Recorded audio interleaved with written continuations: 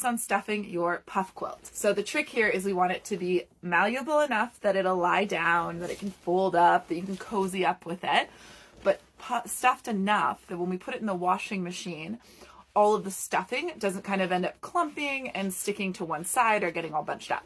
So I'm going to show you how to do it this way, where it's kind of stuffed at that level. If you want the super malleable look, which is kind of what the art gallery version has in their original puff quilt, what you can do is lightly stuff a section and then sew a line down, and then lightly stuff and then sew a line down.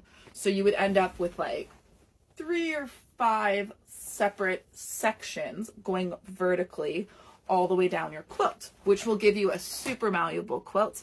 And it would be extra if you're really wanting to wash your quilt a lot or expecting to wash your quilt a lot. That's a good way to do it.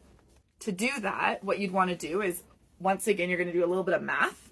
So you're going to measure the length of your quilt, and then you're going to divide it by the number of sections that you want. And like I said, I would pick somewhere between 3 and 5 for this quilt. I've seen it done with 3 and it looks really, really great. Stuffing that I'm using is Polyfil, and I got the big 5-pound bag. I think you could do 2 of their medium-sized bags for this quilt, but I just wanted to have some extra on hand. But it is a lot of stuffing if you get the 5-pound bag, so just be aware of that. You won't use all of it for this quilt. And the other thing is a dowel. So if you have a wooden dowel, which can also be used for hanging quilts or other craft projects, that's definitely ideal.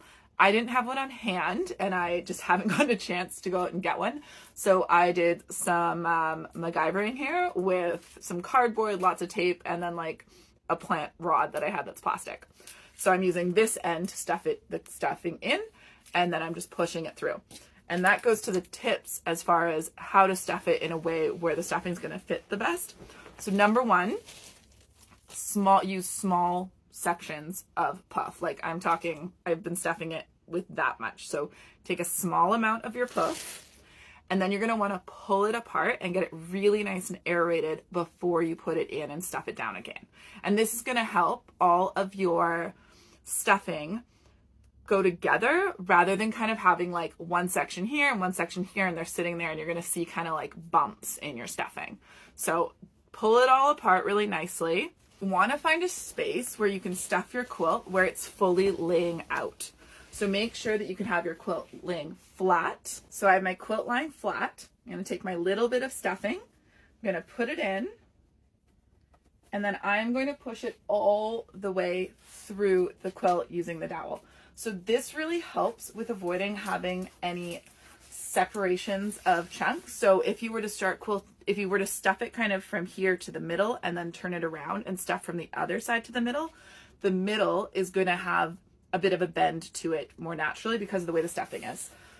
So to make sure that the stuffing looks even the whole way through and like it's all kind of one piece and there's not like big bumps, you're going to want to push it through all the way to the end, and then just keep doing that. And so this is a bit of a slow process. The rest of this quilt is quite quick.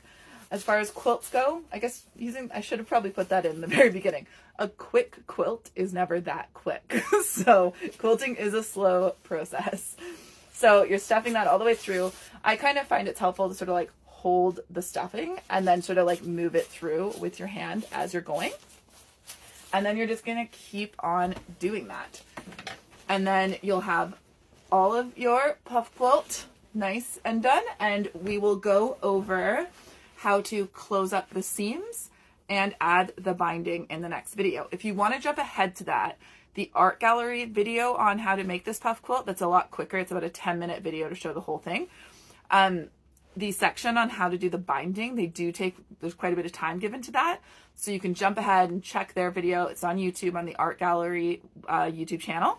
And they'll show you how to add the binding on, or you can wait for the next video and I will be showing you how to do the binding. Happy stuffing, everyone, and make sure you stretch as you're doing this because it really is, it's a lot of shoulder movement. Good luck, and let me know if you have any questions.